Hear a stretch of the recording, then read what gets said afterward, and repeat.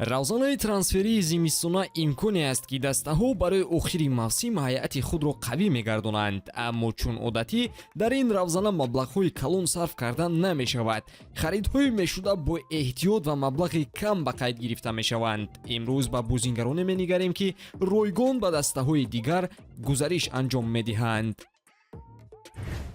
дӯстон, тамошои бозиҳои ҷолибу ҷаззоби футболиро бо 1x шавқовартар гардонед. фаворитони худро интихоб карда фоидаи пулӣ низ ба даст оред. он ҷо регистратсия осон ва пардохт аз тамоми гӯшаву канори дунё дастрас мебошад. ана барои шаҳрвандони тоҷикистон бошад то 8000 сомонӣ бонус дар аввалин пардохт бо промокоди тачфут пешниҳод мешавад. силкаи лозима дар комментария. ба ҳама муваффақият. аз Серхио Рамос шурӯъ мекунем. бо 38 сол доштан Рамос ҳанӯз ҳам рақобатпазир аст. бозиаш соли гузашта дар Севилия устувор буд ва дастае агар ба ҳимоятгар ниёз дошта бошад, Рамос интихоби олӣ мешавад. ӯ агенти озод аст ва барои хариданаш маблағе лозим нест. бо доштани ӯ дар дифоъ, даста устуворӣ, боварӣ ва суръат дар дифоъ ва ҳамла метавонад пайдо кунад.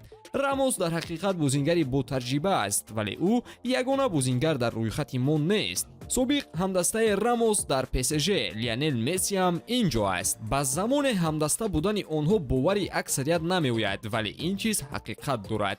Лио яке аз онҳое аст ки дастаҳои бузург метавонанд моҳи январ ройгон ба даст орандаш. мисли Рамос ӯро пурра харидан намешавад, вале то анҷоми мавсим варианти ба иҷора гирифтанаш вуҷуд дорад.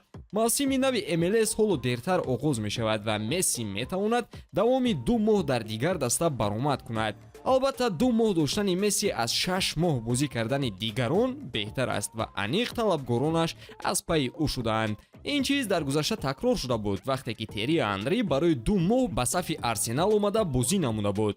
ҷолиб аст, вале ӯ дар ҳақиқат ба Арсенал кӯмаки калон расонида буд. шояд Барселона Леоро барои 2 моҳ ҷалб кунад? чӣ фикр доред? бо ҳайати ҷароҳат дошта Месси тақвияти хуб барои каталониҳо мешуд, зеро моҳи январ бозиҳои Ла Лига, Копа дел Рей, Суперлига ва Лигаи чемпионҳоро дорад. Барселона аниқ фоида аз овардани Месси мегирад, агар ин чиз амалӣ шавад. Месси ба Манчестер Сити ҳам аз назар дур нест, вале ҳеҷ не ки инро мо дар амал бубинем. шояд хоҳиш кардани Пеп ба қарори Месси таъсир расонида тавонад ва бо омаданаш Сити барои ҷомҳо рақобат карданро идома хоҳад дод. ягона мушкилӣ дар ин ҷо розигии Лео Месси асту халос.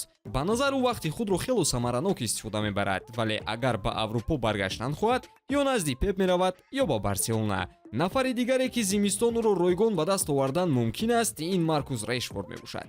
вазъи феълии Решфорд ишора мекунад ки ӯ пештар аз анҷоми шартномааш тарки Юнайтед хоҳад кард. роналду ҳам замоне бо нофаҳмӣ доштан бо сармураббӣ соли 2023 ройгон аз даст рафт. обамеянг ҳам айнан бо ҳамин мушкилӣ соли 2022 ройгон тарки Арсенал кард. Решфорд ки мушкилӣ бо Аморим дорад, ӯ мехоҳад ҳамин зимистон дастаи нав ба худ пайдо кунад. вақти ивази даста ҳам ҳозир аст, зеро тобистон нархи бозингар метавонад иваз шавад. дилхоҳ даста имкон дорад ки Решфордро ҳатто ҳамин рӯз ба иҷора гирад. хабарҳо оиди дастаи нави Решфорд зиёданд ва мебинем ки рӯзҳои наздик чӣ навигарие мешавад. собиқ бозингари дигари Реал ки ройгон метавонад ба дастаи дигаре равад, ин Марсело мебошад. бразилӣ баъди нофаҳмоӣ бо сармураббӣ моҳи ноябр шартномаашро бо Флуминензе қатъ намуд. ӯ Аврупоро соли 2023 тарк карда буд, вале имкон дорад ки имсол боз баргардад. ба ақидаи шумо ин бозингарон зеби кадом дастаҳоро доранд? ҳатман фикратонро дар комментария қайд карда наворҳои ҷадидро интизор бошед. хайр дӯстон.